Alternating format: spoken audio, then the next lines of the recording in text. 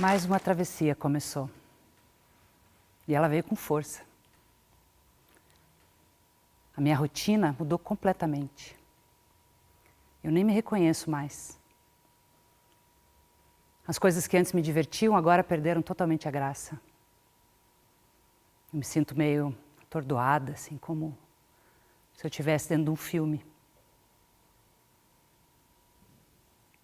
Essa poderia ter sido a fala de alguém descrevendo o que sentiu no começo da pandemia da Covid, em março de 2020.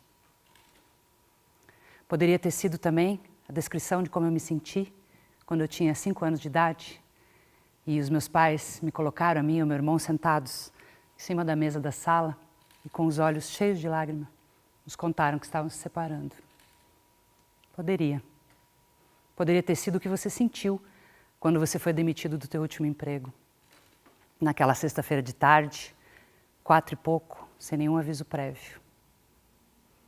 Poderia ter sido alguém contando do impacto que viveu quando, num domingo, depois do almoço, o marido levanta da mesa, sobe as escadas, vai fazer as malas, porque está indo embora.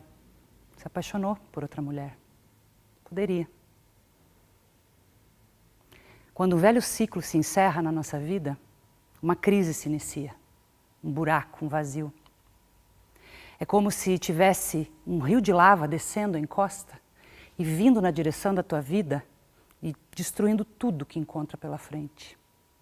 E você, desesperado, olhando aquela destruição acontecer nesse lugar seguro, nesse lugar que você chamava de sua vida até um tempo atrás, você corre para a encosta e só pode entrar num barquinho, no barco da vida, e começar a remar para salvar a si mesmo. E seguir no meio do nevoeiro, rumo ao desconhecido. Eu vivi um processo como esse há uns anos atrás, próximo dos 30. Eu era uma empresária de sucesso, uma psicóloga, consultora, tinha a minha agenda lotada, até um ano lá para frente. Eu tinha acabado de escrever meu primeiro livro, ganhava muitíssimo bem, todo mundo achava que a minha vida era incrível. Os alunos da faculdade vinham me procurar para fazer aquele trabalhinho, sabe, de entrevista um profissional de sucesso. Era um período de desabrochar na minha carreira. Mas alguma coisa aqui dentro não estava legal. Eu passava os dias nas empresas, ajudando a cuidar das pessoas, a proteger a vida delas. E no final do dia eu voltava para o hotel e entrava numa sensação de um vazio terrível. Eu dava palestra para plateias lotadas, centenas de pessoas, sobre como viver com qualidade de vida, como equilibrar a vida profissional e a vida pessoal, sobre como cuidar de si e ter uma vida autêntica. E, de repente, descia do palco e me via chorando no banheiro do aeroporto. Alguma coisa não estava bem. Eu não dormia, eu tinha inflamações pelo corpo, tinha uma série de doenças, sintomas, vivia picos de ansiedade, crise de pânico. E depois de um ano de análise, eu descobri que eu tinha que parar, que uma mudança tinha começado, era uma mudança muito profunda, eu não tinha percebido. Eu olhava para o horizonte e não enxergava outra margem, eu não sabia o que ia acontecer depois, mas eu sabia que eu precisava parar. E assim, vendi minha sociedade, encerrei todos os meus projetos, avisei as pessoas, que foram muito interessantes as reações das pessoas, elas vieram me dizer, nossa, mas assim, no auge, como assim, menina, você está louca? Você está jogando a tua vida pela janela. Todo mundo queria ter a vida que você tem e você está aí desprezando. Claro, tinha umas outras que vinham me cochichar, puxa, se eu tivesse a tua coragem, talvez eu tivesse feito o mesmo. Eu saí de tudo isso, fui para casa. E achei que ia ficar um ano em casa, até que eu ia me reorganizar e voltar para o mercado, já de um outro jeito. Eu subestimei o tempo da mudança.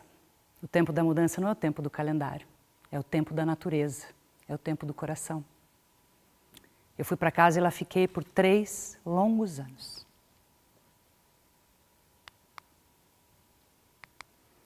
Nesse tempo todo, trabalhando com processos de mudança, se tem uma coisa que eu aprendi, é que a gente não pode escolher quando uma mudança vai acontecer. Nem sempre isso é possível. Mas a gente pode sim escolher como a gente quer viver essa mudança. Como a gente quer viver uma travessia. Como que a gente quer morrer para o velho, nascer para o novo, sem colapsar no meio do caminho. É possível passar saudável por um processo como esse. Ainda mais num mundo como esse que a gente vive, volátil, incerto, cheio de instabilidades e crises consecutivas, se a gente não aprende a passar por processos de crise com saúde, a gente vai viver colapsado. E a relação entre crise e colapso ela é direta, visível. Haja vista que a Organização Mundial de Saúde vem nos alertando que a gente está passando uma pandemia paralela à da Covid-19, que é uma pandemia de problemas emocionais, de adoecimento mental, de escala global, cujas consequências devem durar anos. Sim, tem uma relação muito estreita entre morrer para o velho e nascer para o novo e se perder no meio do caminho. Mas eu acredito, eu tenho certeza que é possível a gente aprender e desenvolver competências, habilidades que nos permitem fazer esse processo, fazer essa travessia com a cabeça fora d'água, com os olhos bem abertos, com um corpo vivo, pulsante e com um coração quentinho. É possível. É possível turbinar a tua capacidade de aprender a se adaptar ao novo, de aprender a reagir aos impactos, a se adaptar aos processos de mudança, sofrendo pouco. E eu acredito também que essa deve ser uma das competências centrais para um indivíduo atravessar esse nosso tempo histórico e também para os nossos próximos anos. Nesses anos que eu venho trabalhando como barqueira de travessias, eu venho acompanhando pessoas, empresas em processos de transformação e venho recolhendo conceitos, teorias, descobertas científicas, mitos antigos, práticas que podem nos ajudar a desenvolver, a turbinar essa competência. E eu quero compartilhar com vocês 5 dessas atitudes. Eu chamo essas atitudes de atitudes salva-vidas.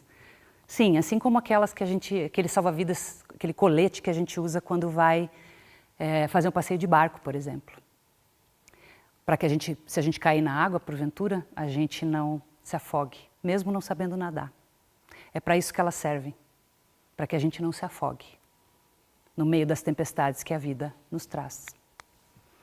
A primeira competência, a primeira prática, atitude salva-vidas, é a capacidade de se autorregular. Quando a gente sofre um impacto, quando a gente recebe uma notícia difícil, que alguém faleceu, que a gente vai se separar, que a gente se formou, ou que a gente está indo morar num outro país, é natural que o nosso organismo reaja. Ele reage num instinto de sobrevivência. A gente fica pronto para lutar, para fugir, para congelar, ou para se encolher que nem um bebê, esperando que alguém venha nos salvar. Essas são reações super saudáveis. É natural que a gente reaja assim. O que não é saudável é a gente passar longos períodos fazendo isso. A gente pode desenvolver e aprender a se recuperar, voltar para o centro depois de um impacto como esse. Sim, porque nesse mundo de velocidade e de crise sobre crise, se a gente não aprender a recuperar rápido o nosso eixo, o nosso centro, a gente vai viver colapsado, de crise em crise. E quando a gente está nesse estado, congelado, ou em luta e fuga, a gente não pensa direito, não tem discernimento, a nossa criatividade não está disponível e a gente não consegue sentir prazer. Não dá para viver muito tempo assim, né, gente? A gente precisa aprender a recuperar como a zebra se recupera depois de um ataque da leoa na savana, quando ela consegue despistar o predador congelada, se fingindo de morta. Ela levanta, se chacoalha toda, volta a respirar, volta a pulsar e segue sua vida até a próxima crise. A segunda atitude salva-vidas que eu quero compartilhar é a capacidade de se acolher.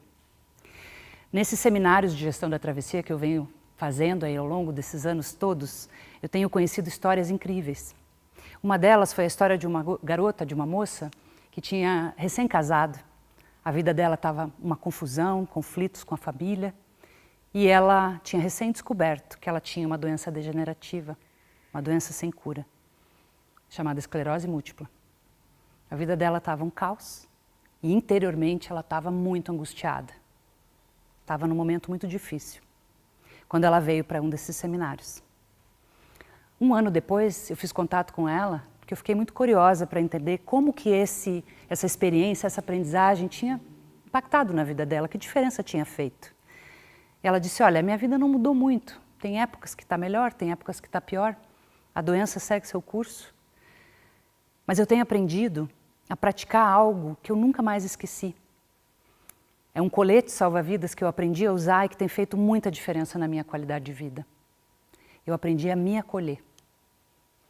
Eu aprendi a me pegar no colo, a me colocar uma música, a me oferecer uma xícara de chá, uma pausa, a me deixar em paz, para que eu possa voltar a lidar com as tempestades do dia a dia. Não subestime o poder do autoacolhimento. Essa é uma atitude que pode salvar a sua vida numa tempestade. A terceira atitude salva-vidas, uma prática de cuidado, é preste atenção nas tuas decisões. Eu tenho um mantra para processos de mudança que é: cuide das tuas decisões sendo lento com as grandes e rápido com as pequenas. Cuide do teu dia a dia durante a travessia nas pequenas coisas. Cuide da tua alimentação, cuide de deixar as crianças bem alimentadas, de olhar a lição delas. Pague a conta de água, de luz, de gás, de telefone. Evite as grandes decisões. Não venda carro, não venda casa, não peça demissão, não peça divórcio, não chute o balde e vá morar fora do país, quando você está no meio da travessia entre o velho e o novo. Porque esse momento é o momento da não forma. A gente ainda não tem certezas de para onde a nossa vida está indo, nem o que está surgindo dentro de nós. O momento para tomar grandes decisões é quando o novo já está aparecendo no horizonte e você já consegue pisar em terra firme, pelo menos um pouquinho. Onde as tuas angústias estão descendo e as tuas certezas estão aumentando. Até lá, cuide do dia a dia e deixe que o processo se revele e que o novo se apresente para você. A quarta atitude salva-vidas é se cerque de pessoas que realmente te ajudem. Fuja dos conselheiros. Sabe aquela pessoa que quando você está meio mal, ela encosta em você e diz, então, eu se fosse você, eu faria isso, isso e isso. Fuja dessas pessoas. Se aproxime daquelas que conseguem sentar do teu lado quando você estiver chorando por horas, ficar ali em silêncio, te dar um copo d'água e no final te dizer, puxa amiga, deve estar sendo difícil para você. Eu estou aqui. Se você precisar, é só me chamar. Assim como se cerque de ajudas profissionais no meio de uma travessia que ajudem de verdade. Fuja dos gurus da internet, das fórmulas mágicas, dos 5 passos para você sair da tua angústia em 2, 3 dias. O processo de mudança, de transformação profunda, ele é incontrolável. Se cerque de pessoas que sejam capazes de te apoiar a escutar mais a si mesmo do que o que está fora. Não é à toa que Ulisses, na Odisseia, quando estava quase chegando em casa, voltando de anos fora de casa, ele precisava passar pelo mar das sereias. E ele sabia que se ele ouvisse o canto das sereias, ele ia se jogar no mar e ali ia morrer. Pertinho de casa, quase encontrando a sua amada Penélope. Ele colocou cera de abelha no ouvido da tripulação e se amarrou no mastro. E assim ele conseguiu resistir às vozes das sereias. Resistir à morte antes de chegar em casa. Para que a gente possa voltar para casa de verdade no fim de uma mudança, é importante escutar muito mais as vozes de dentro do que as vozes do mundo. Se cerque de gente que te ajude a se escutar, mais do que escutar as vozes de fora. E a quinta atitude salva-vidas é abra-se para o novo, confie na vida. Solte o velho. Solte as coisas que não servem mais, as relações, os hábitos, as amizades, os lugares que definiam aquela pessoa que você era, mas que agora não fazem mais sentido, não nutrem mais a tua alma. Se permita navegar na direção do desconhecido. Confie na vida. Sempre depois do inverno vem a primavera. Com certeza vem. A diferença é que numa travessia pessoal, a gente não sabe quanto tempo vai levar. Mas a outra margem vai chegar. Acredite. A cobra, quando o corpo dela cresce, aumenta de tamanho, o couro que ela tinha para viver a vida velha já não serve mais. Então ela se roça numa pedra ou numa forquilha e arranca a própria pele. E fica por um tempo com a pele fina. Porém, esse tempo de vulnerabilidade é necessário porque ela confia que aquela pele vai ganhar resistência. Vai ficar tonificada o suficiente para que ela possa ir de novo para a vida com toda a sua força, usufruindo agora de uma pele do seu novo tamanho. Se abra para o novo, confie na vida. Eu acredito que se a gente praticar o autocuidado verdadeiro, se a gente conseguir manter os nossos olhos abertos, se a gente conseguir confiar na vida, a gente vai poder atravessar qualquer tempestade. Sim, porque mar calmo nunca fez bom marinheiro. E histórias suaves também nunca produziram grandes heróis. Mas se a gente for capaz de atravessar as tempestades da vida com inteligência, carinho para com a gente mesmo e muita responsabilidade, a gente vai poder atravessar desde um lugar muito precioso que todos nós temos para onde voltar, que é para dentro de nós. Eu acredito que o lugar mais seguro que você tem para atravessar uma crise é bem aí, dentro de você. Obrigada.